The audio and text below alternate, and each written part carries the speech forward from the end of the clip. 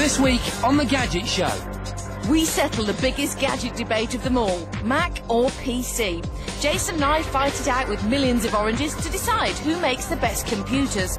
A bizarre idea maybe, but it looks great, it hurt Jason, and it helps us to settle the debate. And who offers the best package to keep you connected? John goes shopping for the best deal for all your phone, TV, broadband and mobile needs.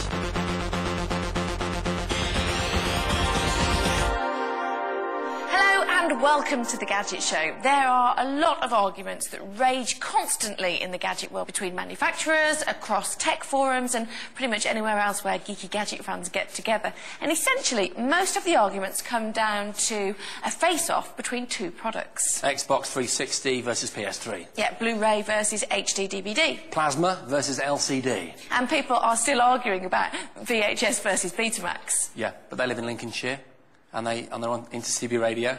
Look, I live in Lincolnshire. Don't castigate me for that remark. Anyway, the important thing is that the biggest debate of all, the one that rages on seemingly ad infinitum, is which is the best computer. Of course, we're talking about the battle between these. Mac versus PC. And it's a battle that's raged on, well, pretty much since the first home computer went on sale. Absolutely. I mean, for years, I've been firmly in the PC camp, it's fair to say. For me, Macs were overpriced, they were underpowered, and the only argument really in favour of Mac was that they look nice. That is until, on a whim, I bought a MacBook a few months ago, and I have not looked back. I love this thing. Yes, I love the way it looks, but I also love the way it works. I love the way it works. Yeah, and don't we just know it. I have been the very happy and contented owner of my Sony Vaio for about 18 months now. I love it, it's perfect for me, but that is not good enough for Jason. Oh no, every time I'm in the office trying to do some work, there he is over my shoulder. What are you talking about? Oh, you should get a Mac does this, a Mac does that. No, I do not. Yes, you do. I don't. Yes, you do. I do not. Yes, you do. I don't. Anyway, it has become clear that Jason and I had ended up on opposite sides of the biggest gadget debate in history. And so we decided to resolve it by setting ourselves a challenge to finally resolve once and for all which is best, Mac or PC. And because we were setting the challenge ourselves, we got to choose where we would go. So naturally, we chose Italy! Nestled in the hills of northern Italy is the town of Ivrea. Every year they hold a carnival to celebrate their historic rebellion against an evil landowner. The highlight of the festival involves a lot of fruit. I'm not going to tell you what they do with it just yet. You'll have to keep watching, but trust me, it's one of the most awesome things I've ever been involved in. Our mission is to cover the event as reporters and use only our laptops to write stories, edit video and tweak our photos. This would really test their usability and capabilities. But even before the marching bands had started marching, Jason and I had started arguing. No, we hadn't. Yes, we had. Oh. Stop it. Right, Suze, looking a bit pale. Am I? Looking a bit peaky. Am I? Have you got a virus? Oh. Have you got a virus off your PC? No, I have not. Because I haven't. I can't get them, all right? Spyware? Oh, it's nowhere. Nowhere. Yeah, well, I won't get viruses W-A-R-E. now. With my Vista, loads of security filters. I'll be fine, thank you. Macs are not more expensive than PCs, all right? It's a load of bunkum.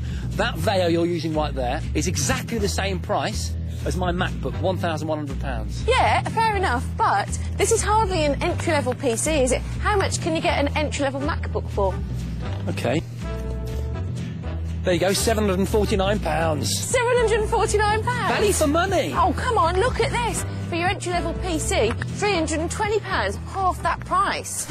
I'd like to know, what little bundle do you get with your Mac? Right, from memory, Yeah. iWorks, Yeah, iLife, yeah. Photo Booth, I love myself. the Microsoft Office 2004, full Mac, for free, How long is that for? 30 days, 30 days. gratis. And you think that's a lot? You think that's a lot? Yeah, Do you? yeah. Well, I think that is a lot. Read them and weep. Those. All of those. Look. Look how many there are. Shall I read them all out? Go on, Could be here for some time. Just look at what it looks like. I mean, look, this is a good-looking laptop. Yeah. I grant you that, OK? Yeah. but it's not even in the same design ballpark as this. This is a modern design classic. Let me prove my point. Just bear with me on this one. What? Excuse me, do you speak English? Which is the most bellissimo? Mac, get in! The good people of Ivrea showed some true Italian style and agreed with me, clearly voting the Mac the best looking. Mac! Yay! Wow! Disegno, that or that? Ciao, Bella. I really hate Italians with their slanty little eyes. Chase? So did I say... I meant italics. I hate italics, look. OK, so yours is better looking than mine on the outside. Big deal. Look at my gorgeous screen. Look at my beautiful new operating system, Vista. Look at that. No, it's good. There's no doubt it's a great-looking operating system, isn't it? Yeah. I love those sort of translucent windows. It's awesome. Lovely. And those, like, widget-type things. Yeah, I like those. You know, it's weird that I can't help thinking that I've seen that somewhere before, you know? Like on my Mac. Yeah? On OS X. Which came first? Ooh, I think it was this. Oh, you're so harsh. Well, you started it. No, I didn't. Yeah, you did. You invaded Poland. We were in danger of carrying on our argument all day, but we had a challenge to take on. And, as we mentioned earlier, it was a challenge that would involve a hell of a lot of oranges in one of the most bizarre spectacles Europe has to offer. Oh, yeah, and our laptops. Honestly, you really do need to stick around and see this. I mean, I've never been to a more ridiculous, more fun and more dangerous place all at the same time. And, as I may have mentioned earlier, there's the added bonus of watching Jason being hit a lot with fruit. And enjoying every last pip of it. Hello. Hi, John. Hello. I've got a Prada phone. Ooh. Yes. LG's designers have got together with Prada's designers and produced this, I think, really rather handsome phone. Yeah, it's gorgeous. Touchscreen. Yeah, it's got a gorgeous touchscreen. It's not just some sort of stupid designer phone. It's actually, it's got lots of really good features. Mainly the touchscreen. It's a big wide screen. It's got a good camera. It's got good video. It's got an FM radio. Wow. It's got everything you'd expect a phone to have. But it actually looks really good. That, to me, I reckon if you put iPhone on there, people would think it was Apple's new phone, wouldn't they? It is. I mean, I don't think it's a deliberate rival to the iPhone. No. I think it's just coincidental that they've come up at the same time with a very similar-sized product. It's aimed at probably people like me, isn't it? And men that wear slender trousers, like the Italians, because they don't put things in their pockets, because they don't want their trousers to be out of line. But it's How do you know that? I just know these things. It's time for a short break now, during which you'll probably be watching some adverts, and I shall be pocketing this phone. But we'll be back in no time with more tech. John will be investigating the BT versus Sky versus Virgin debate. He goes shopping for the best package to provide all his broadband TV and mobile phone needs. And Susie and I face the onslaught of 5 million oranges as we take part in one of the most bizarre festivals Europe has to offer. All in the interests of testing laptops, you understand.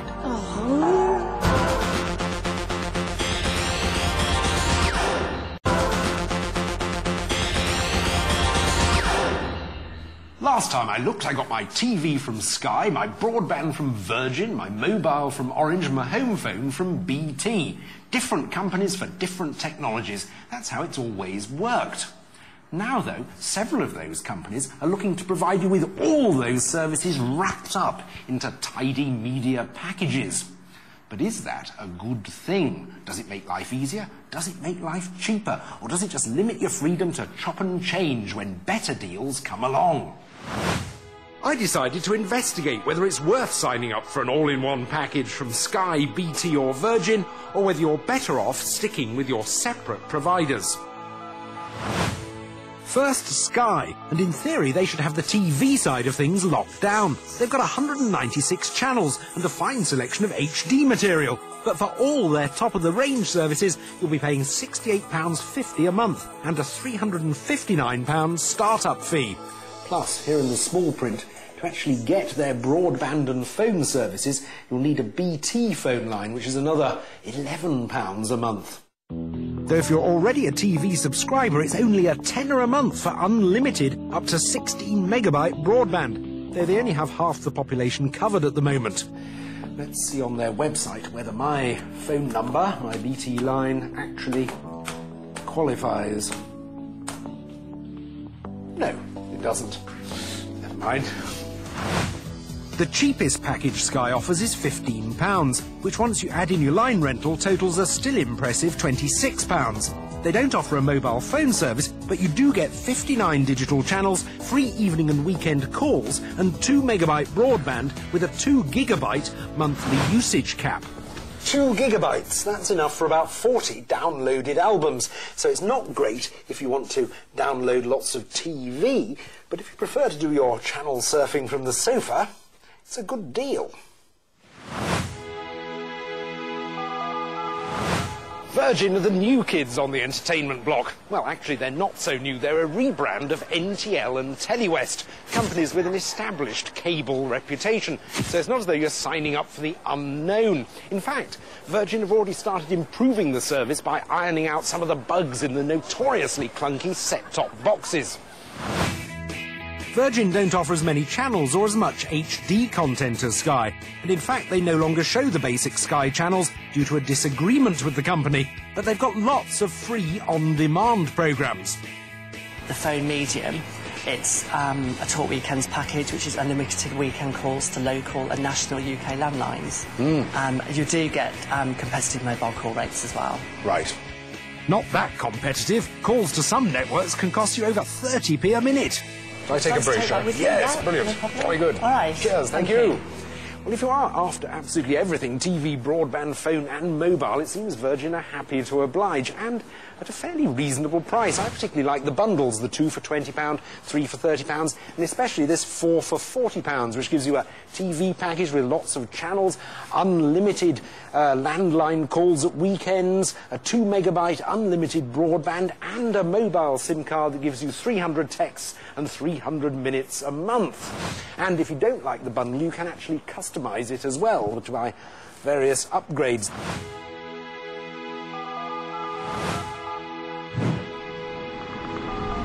Over 16 million of us here in the UK have a BT landline. And now BT are planning to build on this impressive bridgehead by launching a full-on attack involving TV, phone, broadband and mobile.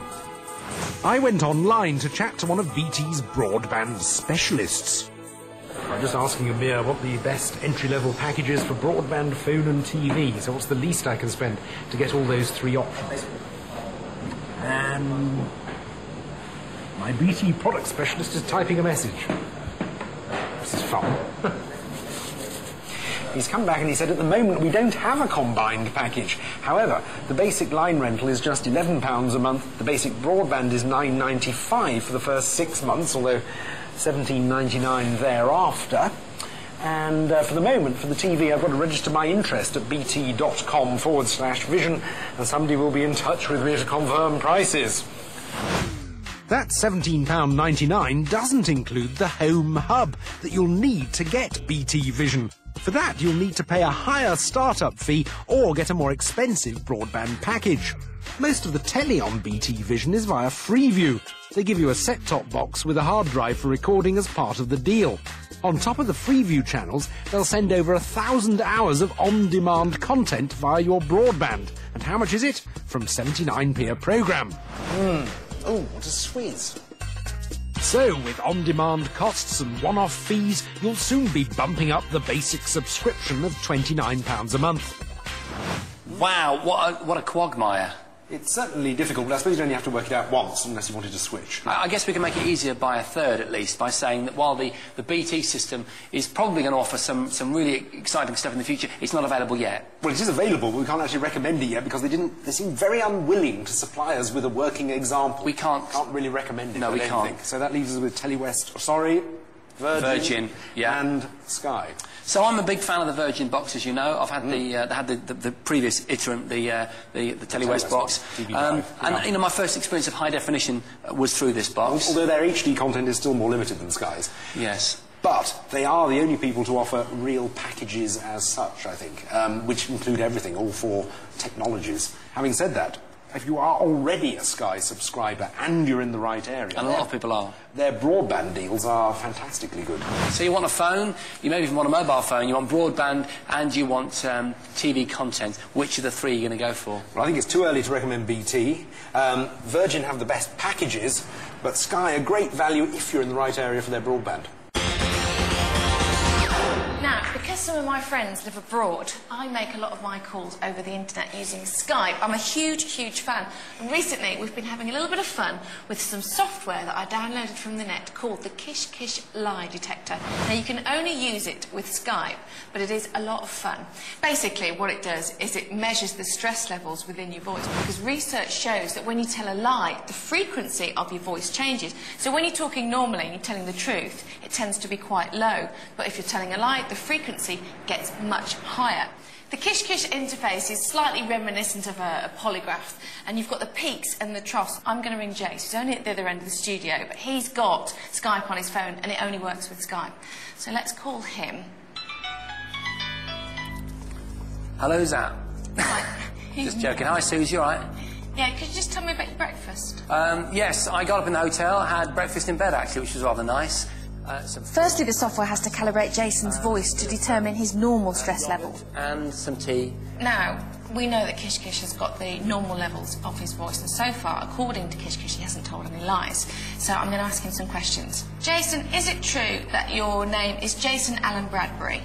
Yeah, that is correct. I'm named after my uncle Alan and my auntie Jason. See? Did you see that? It's gone right up there. It's really peaked, and the red light came on, so we know that he's not named after his auntie. Is it true that you are a presenter on the Gadget Show? Yeah, that's true. Although my previous career, as many people will know, was a male gigolo, and so I left behind my gigolo status in order to do the Gadget Show. Yeah, clearly Jason was lying there, and again it showed very clearly you got the red light and it peaked right at the top of the graph. Here's another one for you then, Jason. I read in the newspaper this morning that you're opening your own milliners. You're going to be designing hats. You've got a new line out, is that correct? Yeah, I'm glad you said hats, because I didn't actually know what a milliner's was. But no, nevertheless, I have opened a chain of men's hatwear, flat caps and basic workwear. My caps look fashionable, but I'll tell you this much, they're safe. They're made of Kevlar and bulletproof clothing material. Stop lying! You're telling me lies. I'm lying. You're completely telling me porcupines. Anyway, Hey, does it work? Does it work then? It does work, and I just thought I'd like to Brilliant. share that with you, because I've been having a lot of fun with my mates, and as soon as they get stressed, that red light comes on and the graph hits the top. I think it's great.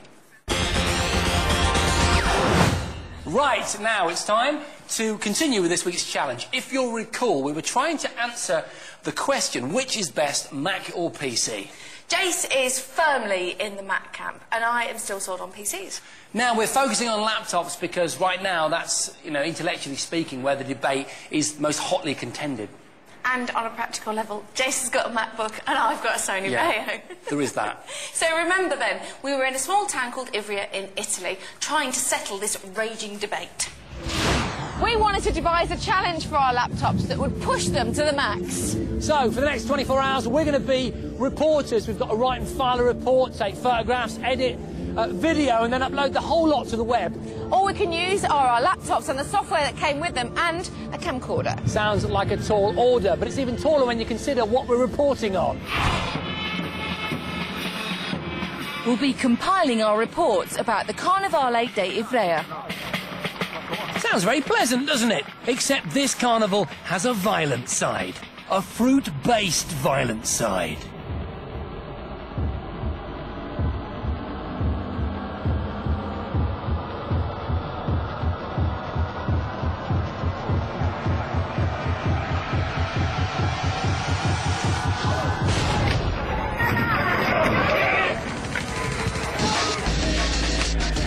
At the very heart of the festival is a mass fight in which thousands of people attack each other repeatedly, throwing millions and millions of oranges.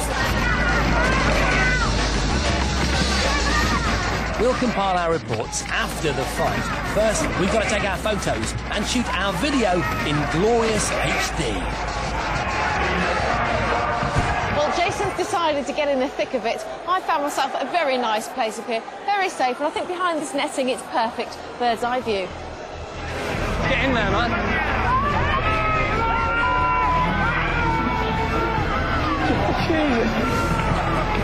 This is insane, man! My cool red hat, traditional peasant wear, guaranteed me access to the thick of the action. Unfortunately, I got so caught up in the battle that I forgot I had to film the event. although my footage did have a certain thick of the action quality.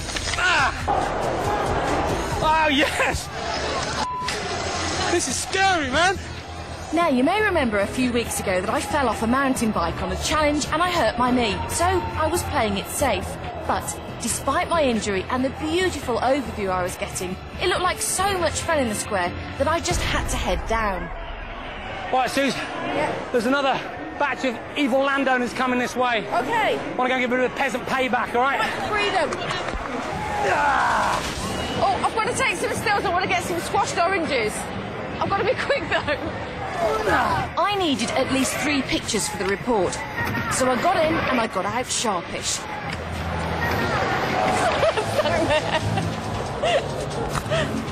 The oranges had started to fly thick and fast, so I hobbled to the safety of the surrounding netting. I made my way forwards over the thousands of squashed oranges that littered the floor. I was determined to get some footage from the very front line.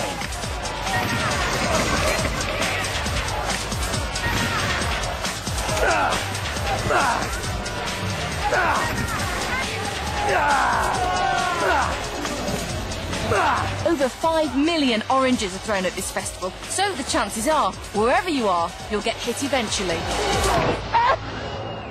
That's the closest I'm getting. I'd been filming for over an hour, and I was exhausted. Unbelievably, though, we weren't even halfway through. Only 10 of the day's 30 wagons had passed through the square.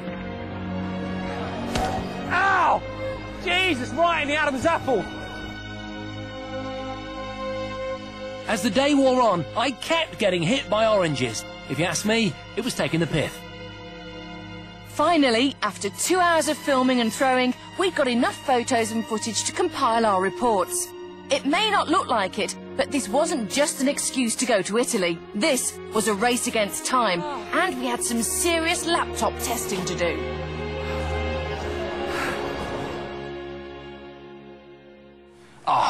Wasn't that great. awesome? Yeah. Hardcore. I did feel bad for her. Let me just tell you, because Susie won't tell you this. She hurt her knee and had stitches in it a few weeks ago because of another challenge involving mountain bikes. He pushed me off a mountain bike. That's true. And so she wasn't actually allowed to go anywhere near the action. And you were annoyed, weren't you? Yes.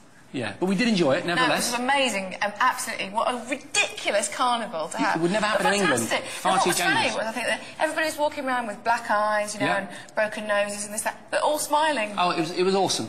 OK, but of course we were there to test laptops, OK, from the orange war zone, to try and find out, you know, which is best, a Mac or a PC, at doing tasks when you're away from home. Yeah, exactly. You know, word processing, playing with photographs, video editing, and, of course, getting on the internet. So, find out later what happened when we tried to file our reports of the Carnivale di Ivrea. Maybe I need to work on my accent. And I'll tell you now that one of the laptops comes out streaks ahead of the other. Yep, but right now it's time for the critical list.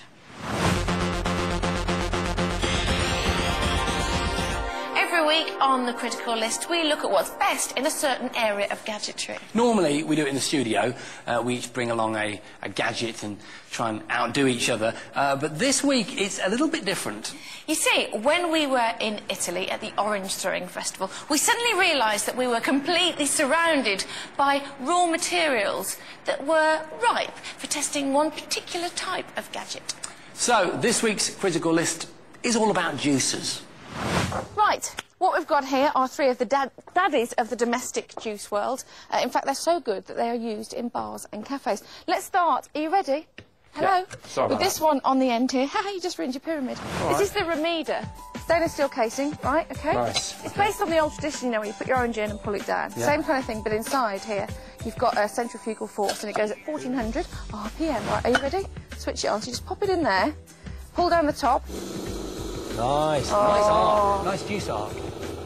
Don't get much out of it, do you? Well, doesn't seem like a very... Oh, Not much, though. Oh! When did you switch it on? this is great fun. Shall we move on to the They next never one? said about this in the instructions. If you open it while it's on, get all your mates round, you'll wear, like, helmets and stuff. Yeah. It's great fun. Ready? I think it looks really cool. I don't know where it's coming from. I want to try the orange juice. Yeah. Okay, let's have a little go. Look at the colour. Quite a strong colour. Nice. It's got a little mixture of blood. I think it's my blood, actually, from that first time. It's nice. Oh, beautiful. Very nice. Let's move on to juicer number 2. Can we? Yep. This is the equivalent of a boy racer's car when it comes to being tricked out as a juicer. Why? OK, that blade there, solid stainless steel, connected to a 12-point motor coupling, OK, that delivers the power of this 2-horsepower engine straight to the blades. 2 horsepower? 2 horsepowers, honey. Ever wondered why this blender jug, yeah, and lots like it, which you've probably seen in cafes all over the world, Yeah. are square and not round? Ever wondered that? No, but I'm wondering it now. OK, it's because if they're round... All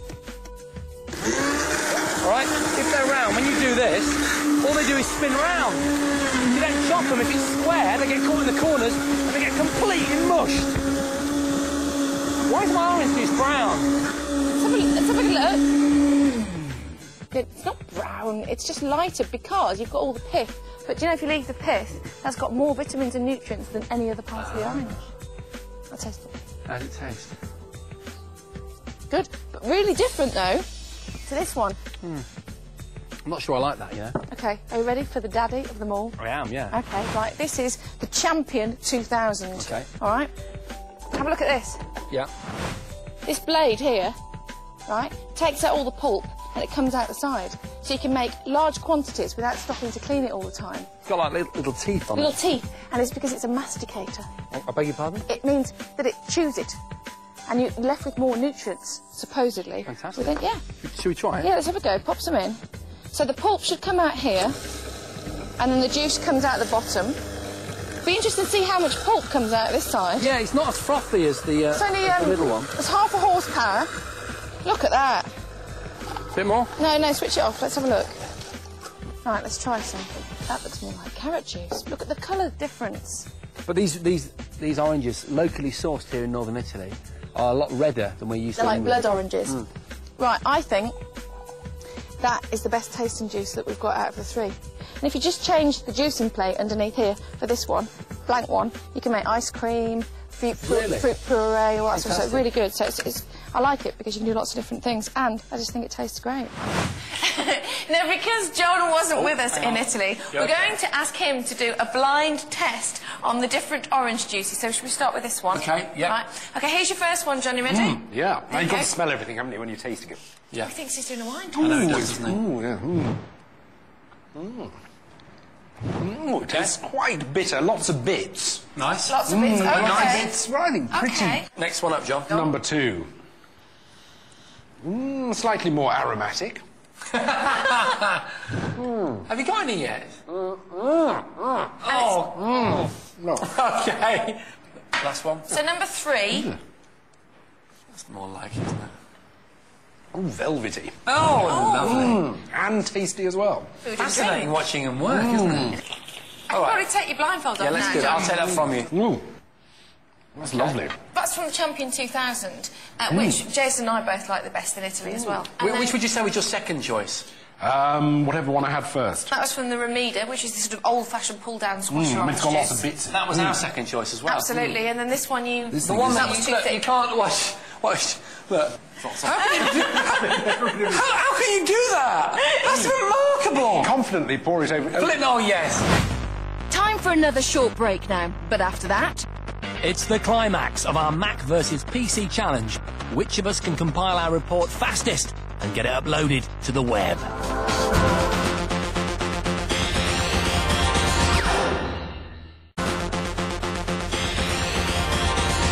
Right, it's now time to return to this week's challenge. You may remember that we're trying to resolve an argument between Jason and I as to which is the best computer to buy, a Mac, like what he's got. Or a PC, like what she's got. To decide our dispute, we took our laptops to Italy and we set ourselves the challenge of being news reporters for the day. And we reported on a massive orange throwing festival that takes place in a town called Ivrea. So, we rejoin the story with the orange fight over, and Susie and I racing to complete our reports and upload them to the web. The rules of the challenge, rules we'd actually made up ourselves, said that we each had to write a 300-word article about the carnival with 3 accompanying pictures and edit a 2-minute film showing our experiences. And the first person to post their reports on the Gadget Show website would be the winner. We both started with our written reports. These days, there's nothing to choose between Macs and PCs when it comes to word processing. How many words, Suze? I'm not telling you. Developed for PCs, Microsoft Word is the world standard for the written word. You even get a free trial version of it packaged with new Macs. Is that annoying?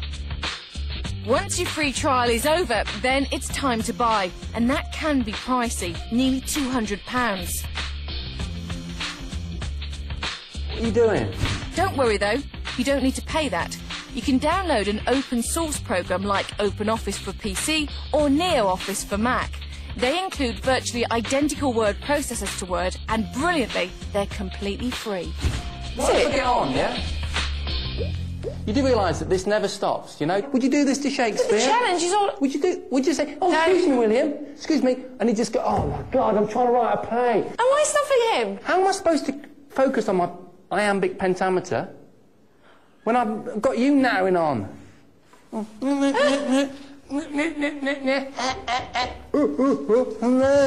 Let me get on. Using the same word processor on both machines, we were unsurprisingly neck and neck and finished our articles at virtually the same time. Articles finished, it was photo time, and this is where we should start to see a difference between PC and Mac. Both laptops had photo processing software packaged with them, but that was where the similarities ended. The iLife package of media software on my Mac contains iPhoto for organising and editing photos. With this, everything I could possibly want to do is just a click or two away. I can crop, reduce red eye, change colours or blur the background really simply. And the whole philosophy of the Mac, you know, is about taking very complex actions like importing images and cropping them or applying effects and so on, and making it absolutely straightforward, as easy as making a cup of tea, so that anyone in the family can grab the machine and do it. Obviously what you lose in doing that are the kind of effects that I reckon Susie's probably got at her disposal, and the kind of professional level editing tools that she's got. But, you know, if all you're into is this kind of idea of blogging and kind of citizen journalism and getting your stuff out there on the web, this is absolutely ideal. I've got Adobe Photoshop Elements, a cut-down version of the £600 professional package, and it does have loads of features. I can do things like cut round an image using a magnetic lasso, or create multi-layered collages, for instance. The problem is, though, it's not that easy to get into, and even simple tasks are hidden behind a few menus. Because iPhoto was so easy to use, I finished my photos first and moved on to the next test. While I spent another 10 minutes putting the finishing touches to my photos. Now the race was on. We had to edit a short movie about our carnival experience, upload it to the Gadget Show website, and whoever got there first would be the winner. Both computers have free video editing software included, and both automatically recognised our cameras and imported our footage. My new Vista version of Windows Movie Maker recognised high-def footage, which was good because I'd shot everything in 1080i HDV. With the click of a couple of buttons, you can import photos and music from other parts of your computer quite easily.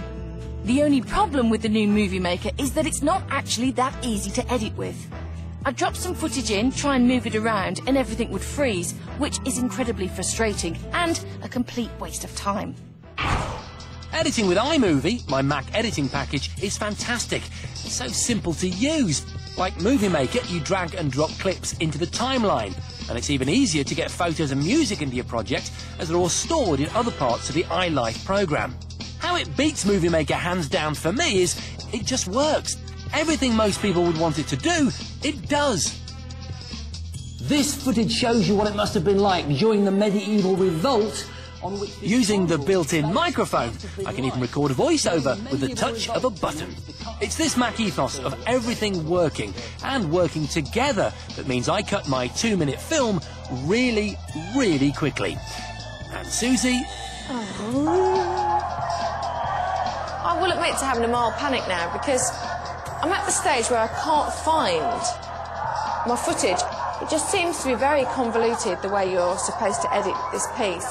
We're under time pressure. I know he's almost finished his on his Mac, and I'm lost, quite frankly. Finished! Huh? Finished. You are joking, aren't you? No, that's it. Why? What, you've done the video? Yeah. And you've done the report and the photographs? All of them. And uploaded them all to the internet. Where are you? Well, I'm still editing my video. I've still got big chunks of it, and I've got no voiceover on it yet. I kind of know what I want to do. It's so hard to run. I want to edit them down and make it look really cool. I've got a way you can finish. How? On my Mac. You know what? I'm amazed at how quick you could do everything and how much easier it was to use that Mac for that kind of stuff. Yeah, I'm amazed at that. I've got to be honest with you. Obviously, you know, I'm going to say, yeah, I told you so. But even I was surprised at how, you know, at how quick and efficient the Mac was. And you know, to be fair, the PC really let you down, didn't it? But I think it's like, you know, the Michelin Web advert on the Apple site, you know, where they essentially say that the PC was designed for word processing in an office environment, whereas the Mac was designed to, you know, to do stuff at home, the kind of tasks that you do with a computer at home. I'm not actually annoyed for once Really? that I've lost the challenge, but I am annoyed that I didn't have the Mac for this challenge. Well, you know what, Sue? Don't even start. If you're going to start with the whole "I told you so" that I had to listen to all the way back from Italy, I'm going to have to bury you alive in a big pile of suffocating oranges. In fact, I'm going to start right now. Honestly, you need to buy a Mac. It's as simple as that. Shut up, Jason. See, when she gets angry, her nostrils go up. Shut up. Hello. Hello, I'm Susie Perry. Ow, stop it. Finish the show. I will do. All right, anyway, that's it for this week. But you can watch the videos that we shot and edited, look at our pictures, read our report on our website, 5.tv/Gadget Show. I'm really concerned about what's about to happen to me. But before you rush off and log on, check out what we've got coming for you next week. Come here. No. Get off me. Next week on The Gadget Show. Jason and I are pitted against each other in a breakneck race to collect photos on two of the best digital SLR cameras money can buy. It's a bizarre yet strangely fulfilling romp across rural Worcestershire. Susie's car, she's blocked me in. And John grabs some hairy men off the street. Not to curry favour with Susie, but actually to test gadget razors. If a powerful tornado was to strike, how much devastation would it cause? While using expert advice and state-of-the-art computer imaging, we can see in Super Tornado next.